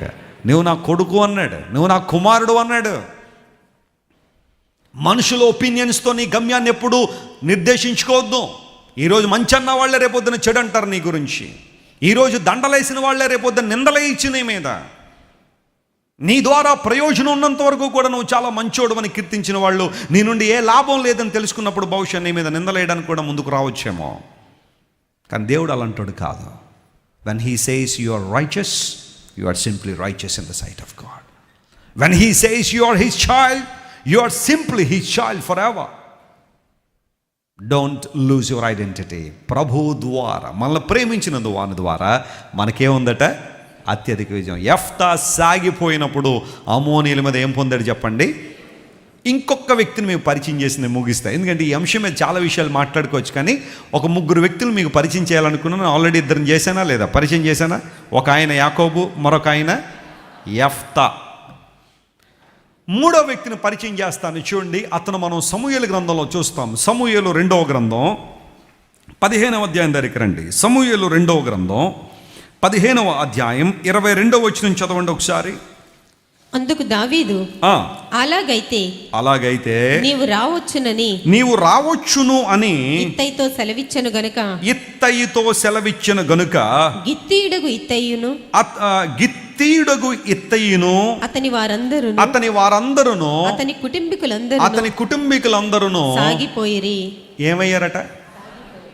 సాగిపోయారంటే హైట్ పెరిగిపోయారని అర్థమా? కుటుంబీకులందరూ సాగిపోయారంటే కొంతమంది హైట్ పెరుగుతున్న వాళ్ళు, బాబు ఏంటి అలా సాగిపోతున్నాం అంటారు కదా. ఇప్పుడు ఇత్తయ్య అనే వ్యక్తి ఏమయ్యాడట? సాగిపోయాడంటే ఈయన ప్రయాణం చేస్తున్నాడు. ఇక్కడ ఆగిపోలేదు, కానీ ఇతను ఏం చేస్తున్నాడు చెప్పండి? ఇతని పేరేంటంట? మత్తయ్య, ఇత్తయ్య. మత్తయ్య గారు కూడా ఉన్నారు. ఆయన నూతన నిబంధనలు కనబడతాడు, కానీ పాత నిబంధన చరిత్రలో ఇక్కడ కనబడుతున్న ఆయన ఇత్తయి. అందరూ చెప్పండి, ఈయన పేరేంటి? ఇత్తయి. ఈయన గురించిన డిస్క్రిప్షన్ బైబిల్ ఏం చెప్పిందంటే ఇతడు గిత్తీయుడు అంది. ప్రాస ఎంత బాగుందో చూసారా? గిత్తీయుడైన ఇత్తయి. కరెక్ట్గా కొన్ని ప్రాసలు బాగా కలుస్తాయి కదా. కొంతమంది భార్యాభర్తల పేర్లు కూడా కలిస్తే కదా. నేను అనుకుంటాను మరి పెళ్ళైన తర్వాత పెట్టుకున్నారా అయితే ముందే అంటే లేదండి ముందే ఉన్నాయండి అని భార్యాభర్తల పేర్లు కలుస్తుంటే ఒక కపుల్ వచ్చారు మా దగ్గరికి. బ్రదర్ మీ పేరు ఏంటండి అన్నాను. నా పేరు విజయ్ అన్నాడు. అమ్మ మీ పేరు చెప్పండి అమ్మంటే నా పేరు విజయ అండి అందా ఆమె. భార్యాభర్తలు ఇద్దరు వాళ్ళు. నేను అనుకున్నాను పెళ్ళైన తర్వాత ఏమన్నా మీ భర్త గారి పేరుకు అనుగుణంగా ఉంటుందని మార్చుకున్నారంటే లేదండి మా పేర్లు ముందే అవి వివాహం సెట్ అయినప్పుడు చాలా మేము కూడా ఈ విషయంలో ఆనందించి ఆయనేమో విజయ్ ఈమెమో విజయ్, ఇలాంటి పేర్లు కొన్ని కలుస్తూ ఉంటాయి. ఇతడు గిత్తీయుడు అని బైబిల్లో రాయబడదు. Who were గిత్తైట్స్? గిత్తీయులు ఎవరంటే జాగ్రత్త వినండి. ఇశ్రాయేలు దేశానికి ప్రక్కన ఫిలిస్తీయ దేశం ఉంది, ఫిలిస్తైన్స్. అందులో 5 ప్రధాన నగరాలు ఉంటాయి. మన భారతదేశంలో కొన్ని ప్రధాన నగరాలు ఎలాగైతే కలకత్తా, ముంబై, ఢిల్లీ, ఆ తర్వాత చెన్నై, ఆ తర్వాత రాజమండ్రి, విజయవాడ, వైజాగ్, హైదరాబాద్, ఇలాంటి నగరాలు ఏ విధంగా కొంచెం పేరు కలిగిన నగరాలుగా ఉన్నాయో లేదా ముఖ్య నగరాలుగా ఉన్నాయో, ఫిలిస్తీ దేశంలో 5 ప్రాంతాలు ఉంటాయి. అందులో ఒక ప్రాంతం పేరు గాతు. అందరూ చెప్పండి, ఆ ప్రాంతం పేరేంటి? ఇప్పుడు ఆ గాతు నుండి వచ్చే వాళ్ళందరినీ కూడా ఆ తర్వాత కాలంలో గిత్తీయులని పిలిచారు. ఇది most of the biblical scholars conclude చేసిన ఒక విషయం. అంటే ఎత్తయి అనబడే వ్యక్తి ఇశ్రాయేలుడు కాదు, దేవునికి సంబంధించిన వాడు కాదు. అతడు వాస్తవానికి ఒక ఫిలిస్తీయ దేశానికి సంబంధించిన వాడు. నిజ దేవుని గురించి తెలియకుండా బ్రతికేసిన సమాజంలో ఉన్న వ్యక్తి ప్రభు గురించి తెలుసుకుని, దావీదు గురించి తెలుసుకుని, దావీదును అంటిపెట్టుకున్న వ్యక్తుల్లో ఒకడుగా ఎత్తయి మనకు కనబడుతున్నాడు. ఒకప్పుడు అన్యుడే, కానీ ఇప్పుడు ధన్యుడయ్యాడు. స్తోత్రం చెప్పండి, హల్లెలూయా. ఒకప్పుడు మనం కూడా అలాంటి వాళ్ళమే. దేవుడు తెలియక, వాగ్దానాలు లేక, పరదేశులుగా బ్రతికేసి, దేవుని రాజ్యాన్ని గురించిన అవగాహన లేకుండా చీకట్లో బ్రతికేసిన మనలను, అన్యులుగా ఉన్న మనల్ని దేవుడు ఎలా మార్చారు చెప్పండి? ధన్యులుగా చేశాడు. ఎత్తయి జీవితం కూడా అలాంటిదే. ఫిలిస్తీయ ప్రాంతానికి చెందినవాడు, గాతువాడు. గాతు నుండి మరొకడు వచ్చాడు. అతని పేరు ఏంటి చెప్పండి? గొలియాతు. గొలియాతు, గాతు, అది కూడా బాగానే ఉంది ప్రాస. అక్కడ నుండి వచ్చిన గొలియాతు ఇశ్రాయేలు ప్రజలను సవాలు చేశాడు. వారిని మట్టుబెట్టాలనుకున్నాడు, వారిని జయించాలనుకున్నాడు. కానీ దాదాపు అదే ప్రాంతం నుండి వచ్చిన ఎత్తయి అలాంటి ఉద్దేశం కలిగి లేడు. దేవుని పట్ల ఒక పాజిటివ్ యాటిట్యూడ్ కలిగి ఉన్నాడు. దావీదు అప్పుడు ఏమన్నా సింహాసనం మీద కూర్చున్నాడా? లేదు. తన సొంత కొడుకైన అబ్షాలోము దావీదుకు వ్యతిరేకంగా లేచి నిలబడ్డాడు. ఇకపై మా డాడీ కాదు కింగ్, నేను రాజును అని చెప్పి అబ్షాలోము భయంకరంగా ప్రవర్తిస్తుంటే, కొడుకు మీద ఉన్న ప్రేమతో గొలియాతును జయించిన వాడు, ఫిలిస్తీన్లు ఎందరినో మట్టుబెట్టినవాడు, తన చుట్టుపక్కల ఉన్న శత్రువులందరికీ కూడా దావీదు పేరు చెబితే నిద్రపట్టేది కాదు. అంత వీరోచితంగా యుద్ధం ఏర్పడతగిన వాడు సొంత కొడుకుని జయించలేనంత చేతగాని వ్యక్తి అయితే దావీదు కాదు. కానీ కొడుకు మీద ఉన్న అపారమైన ప్రేమతో పదండ్రా వెళ్ళిపోదామని చెప్పి అంతఃపురాన్ని వదిలేసి, చెప్పులు కూడా వేసుకోలేదట, కాలినడకన ఏం చేశాడట? బయలుదేరిపోయాడు దావీదు. తలగప్పుకున్నాడట, ఏడుస్తూ బయలుదేరిపోయాడు. అతనితో పాటు చాలామంది వచ్చేసారు. అప్పటిదాకా అంతఃపురంలో ఆహార పదార్థాలు ఉన్నాయి, అప్పటిదాకా అంతఃపురంలో సుఖ సౌఖ్యాలు ఉన్నాయి, అప్పటిదాకా అంతఃపురంలో అన్ని అవసరాలు తీర్చబడుతున్నాయి. ఇప్పుడు దావీదు ఒంటరివాడిగా బయటికి వెళ్ళిపోతుంటే ఎవరు వెళ్ళగలరు దావీదుతో? ఒక వ్యక్తి ఆశీర్వాదకరమైన పరిస్థితులు ఉన్నప్పుడు అతని చుట్టూ ఎంతమంది అయినా ఉండొచ్చేమో, కానీ ఒక వ్యక్తి నిశ్చేష్టుడైనప్పుడు, ఏమీ లేదు, పవర్ లేదు, డబ్బు లేదు, కట్టు బట్టలతో కాలి నడకన దావీదు బయటకు వచ్చేస్తే ఎవరు వస్తారండి దావీదుతో? వెళ్ళిపోతున్నాడా? పోనే చూసి చూన్నట్టు ఉండండి. మళ్ళీ వెళ్ళామంటే ఇప్పుడు దావీదు గారితో అడవుల్లో తిరగాల, చీకట్లో సంచరించాలా, భోజనం ఎవరు పడతారో తెలియదు, రొట్టెలు ఉంటాయో లేదు తెలియదు, అంజూరు పడలు దొరుకుతాయో లేదు, ద్రాక్ష పళ్ళు దొరుకుతాయో లేదు, అనవసరం నీ బాధలు ఎందుకు? దావీదు గారు వెళ్ళిపోతున్నారా? చూసి చూడనట్టు ఉండదు. ఒకవేళ ఆయన పిలిచి, అమ్మ నేను వెళ్ళిపోతాను, కనమ చూడలేదండి అయ్య గారు అని చెప్పేయచ్చు. ఎందుకోసం అంటే కొన్ని విషయాల్లో మనం అలాగే కదా తప్పించుకుంటాం. పాస్టర్ గారు ఫోన్ వస్తుంది, ఇప్పుడు ఎత్తిన కాడి నుంచి మీటింగ్ అంటే వదిలేసామనుకో, అలాగా 2 సార్లు ఆయనే ఫోన్ చేసేసి, అమ్మ సిస్టర్ గారు మొన్న ఫోన్ చేశాను, చూడలేదండి, మిస్డ్ కాల్ కూడా లేదండి. మరి మిస్డ్ కాల్ ఎందుకు ఉంటుంది? నువ్వు డిలీట్ చేసేస్తే ఈజీగా తప్పించుకోవచ్చు ఈ రోజుల్లో కదా. చూడలేదండి, మా అబ్బాయి డిలీట్ చేసేసాడండి. ఫోన్ ఎందుకు లిఫ్ట్ చేయలేదు? కట్ చేస్తాడంటే మా అబ్బాయి కట్ చేసాడండి. మనకి ఇష్టం లేదన్నప్పుడు ఎన్ని సాకులైనా చెప్పేయచ్చు కదా. దావీదు ఒంటరివాడిగా వెళ్ళిపోతుంటే, నేను వెళ్తాను మా నాయకునితో.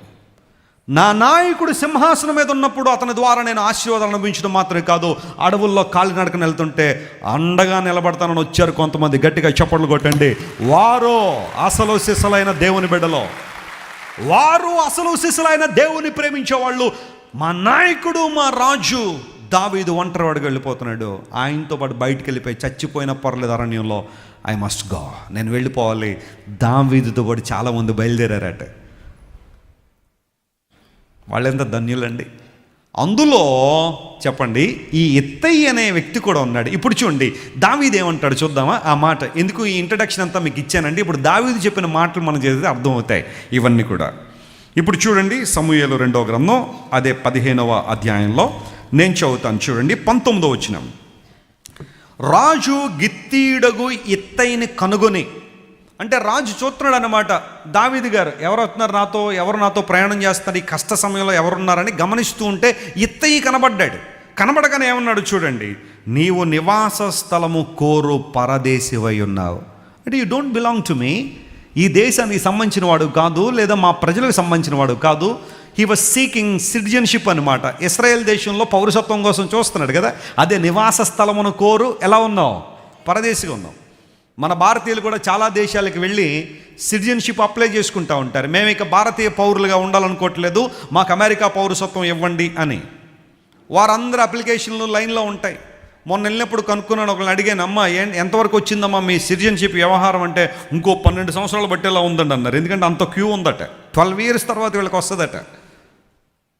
ఇత్తయి ఇశ్రాయేలు పౌరసత్వాన్ని లేదా ఆ దేశంలో నివసించడానికి స్థలాన్ని కోరుకుంటున్నావు నువ్వు.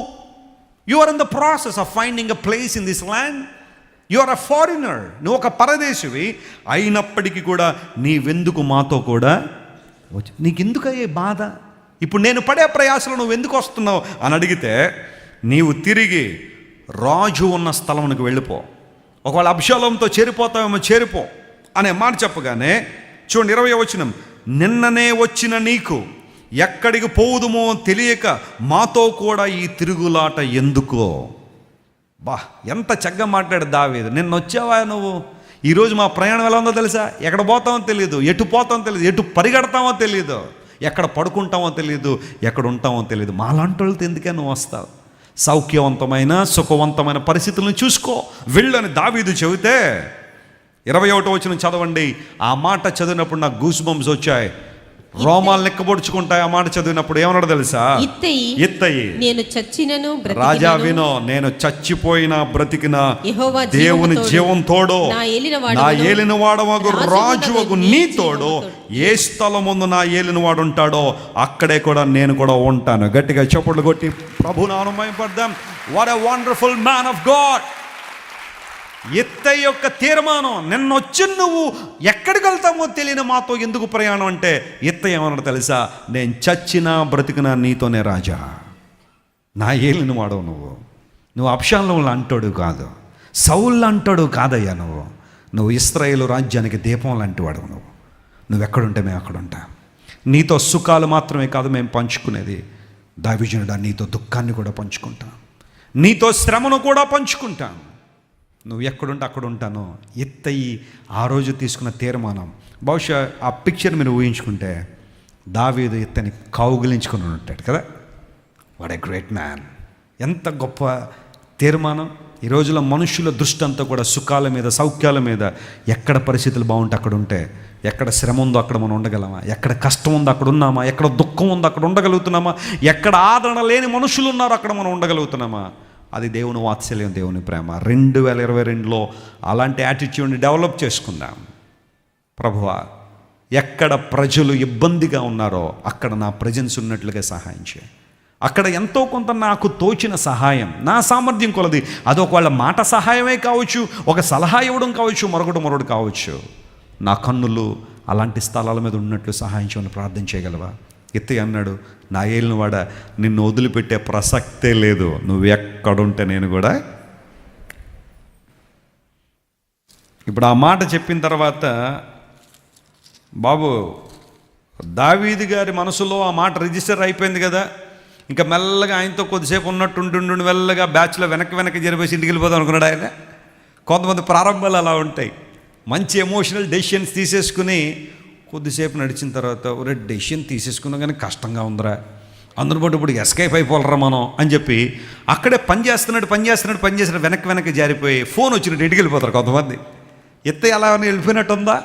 ఇప్పుడు చూడండి ఈ మాట ఎంత బాగుంటుందో. 22వ వచనం. అందుకు దావీదు, అలాగైతే నువ్వు నాతో రావచ్చిన ఇత్తయితో సెలవిస్తే గిత్తీయుడు ఇత్తయి మరియు అతని వారందరూ, అతని కుటుంబకులు కూడా ఏమయ్యారట. ఆ కుటుంబీకుల్ని ఒకసారి మనం అభినందిద్దామండి.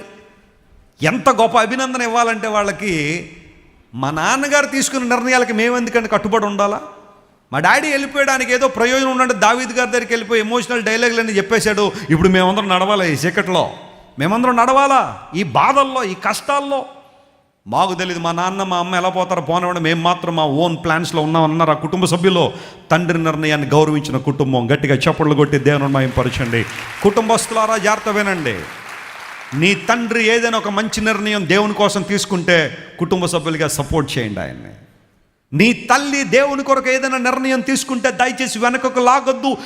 ఈ కుటుంబీకుల వల్లే మీరు కూడా సహకరించండి.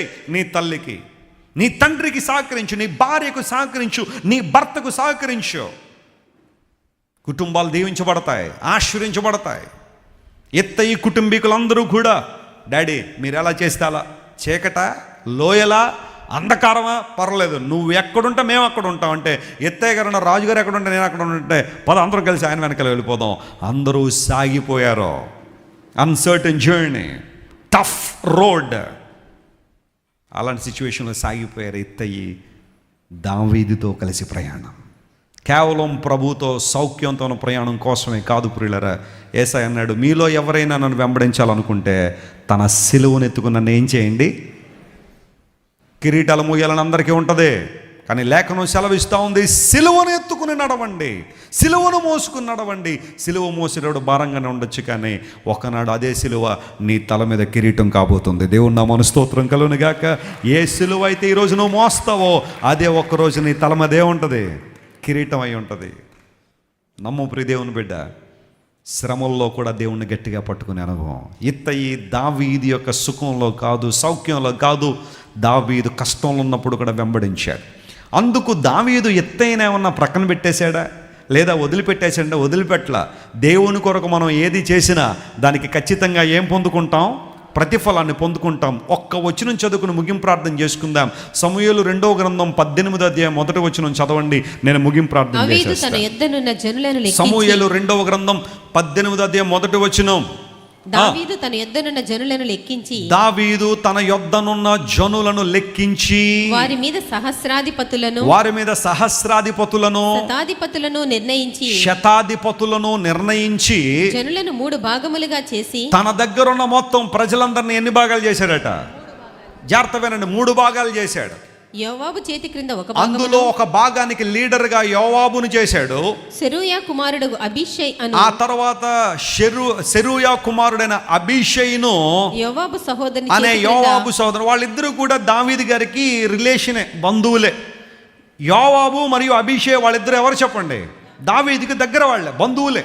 వాళ్ళిద్దరిని 2 గ్రూపులకి అధిపతులుగా నియమించేసిన తర్వాత ఇప్పుడు 3వ గ్రూపుకి అధిపతిని ఎవరు నియమించాలని ఆలోచన చేస్తున్నాడు. ఇది ఖచ్చితంగా దావీదు గారికి చాలా టఫ్ టాస్కే. ఎందుకోసం తెలుసా? తన దగ్గరున్న ఎంటైర్ జనాంగాన్ని 3 భాగాలు చేసి ఒక భాగం ఒక చేతిలో పెట్టడం అంటే ఎంత నమ్మకస్తుడు కావాలి, ఎంత ఫెయిత్ఫుల్ పర్సన్ కావాలి. ఆ ప్రజలందరినీ నడిపించేవాడు, వారికి మాదిరిగా ఉండేవాడు, వారి కష్టాలు వస్తే పట్టించుకునేవాడు, వారి ఇబ్బందుల్లో వస్తే పట్టించుకునేవారు, అర్థం చేసుకునే వ్యక్తి కావాలనుకుని దావీదు ఆలోచన చేస్తూ ఉంటే 3వ వ్యక్తిని ఎవరిని పెట్టాడట తెలుసా? చదవండి. ఇత్తయిని నియమించాడు. చప్పట్లు కొట్టి దేవుని మహిమపరచండి. హల్లెలూయా. ఇత్తయి కేవలం ఎంత అద్భుతంగా ఉంటుందంటే, బైబిల్లో ఇశ్రాయేలు దేశంలో ఒక నివాస స్థలాన్ని కోరుకోవాలని ఎంటర్ అయ్యాడు, కానీ దేవుడు ఇత్తయిని ఆ దేశానికే రాజుగా నిలబెట్టాడు. దేవుని నామమున స్తోత్రం కలుగునుగాక. దావీదు క్రింద 3 ఉంటారనమాట. ఆ 3తో దావీదు ప్రతిరోజు మాట్లాడుతుంటే ఆ 3లో ఒకరిని ఇత్తయిగా నియమించాడు. అంటే జాగ్రత్త వినండి, ఆ రోజు దావీదు కష్ట పరిస్థితుల్లో ఇత్తయి దావీదును హత్తుకున్నాడు. ఈరోజు దావీదు ఇత్తయిని ఏం చేయలేదు, విడిచిపెట్టలేదు. దేవుని కొరకు నువ్వు చేసేది ఏదైతే ఉంటుందో, అది నీవిచ్చే సమయం కావచ్చు, నీ దశమ భాగం కావచ్చు, నీ ప్రతిష్టార్పణ కావచ్చు, నీ తొలి భాగం కావచ్చు, లేదా దేవుని కొరకు నువ్విచ్చేది ఏదైనా కావచ్చు. మనుషులు మర్చిపోవచ్చేమో, కానీ నీ దేవుడు మాత్రం ఏం చేయడో మర్చిపోడు. ఎంతోమంది ఇశ్రాయేలు తన చుట్టూ ఉన్నప్పటికీ కూడా వాళ్ళందరినీ ప్రక్కకి నెట్టేసి, బాబోయు ఎత్తయి ఇలా రానైనా ముందుకి, అయ్యా నాకు సిటిజన్షిప్ ఇచ్చేస్తారండి, నేను పరదేశిగా వచ్చాను కదా, కొంచెం చిన్న భూభాగం ఇవ్వండి సార్, అది ఇచ్చేస్తారండి అంటే దావీదు అన్నాడు, అంతకన్నా ఎక్కువ ఇస్తాను నీకు. కేవలం ఒక భూభాగం మాత్రమే కాదు, ప్రజలను ఏలే అధిపతిగా నియమిస్తున్నాను. దేవుని నామమున స్తోత్రం కలుగును గాక. What a love of David. దేవుని కొరకు మనం ఇచ్చేది చాలా చిన్నది కావచ్చు, కానీ ఆయన నుండి పొందుకునేది మాత్రం మైండ్ బ్లోయింగ్, అమేజింగ్ బ్లెస్సింగ్, గొప్ప ఆశీర్వాదం దేవుడు ఇస్తాడు. ఇదే విశ్వాసంతో 2022లో ముందుకు సాగిపోదాం. ఎత్తయి దావీదు శ్రమలో నిలబడ్డాడు. దావీదు శ్రమ తీరిన తర్వాత ఎత్తయిన ఏం చేశాడు? హెచ్చించాడు. ఏ దేశానికైనా దేశానికి సంబంధించిన వ్యక్తిని ఎవరిని కూడా ఆ స్థానాల్లో ఉంచరు. అమెరికా దేశానికి ఇప్పుడు వైస్ ప్రెసిడెంట్ కమలా హ్యారిస్ గారని, ఆమె ఆరిజిన్ ఇండియన్ ఆరిజిన్. వాళ్ళ అమ్మ చాలా సంవత్సరాల క్రితం అమెరికా వెళ్ళిపోయింది. ఈ కమలా హ్యారిస్ మాత్రం అమెరికాలోనూ పుట్టింది. ఆమె అమెరికన్ సిటిజన్. ఏ దేశంలో పుడితే ఆ దేశ పౌరసత్వం వస్తుంది కాబట్టి she was by birth American citizen. కానీ ఆమె ఒక్కసారి అమెరికా దేశానికి వైస్ ప్రెసిడెంట్ అవ్వగానే మన భారతదేశం అంతా మామూలుగా ఆనందించలేదు. మా కుమార్తె అమెరికా ప్రెసిడెంట్ అయిపోయింది.